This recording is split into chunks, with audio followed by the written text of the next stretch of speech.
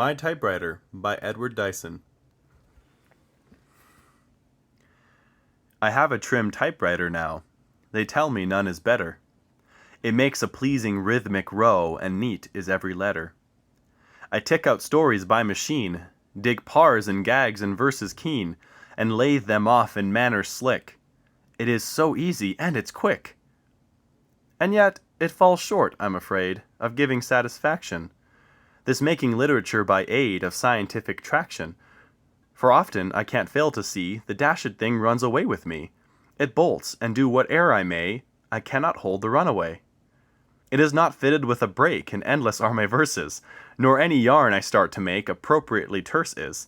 'Tis plain that this machine made screed is fit but for machines to read. So, wanted, as an iron censer, a good, sound, second-hand condenser.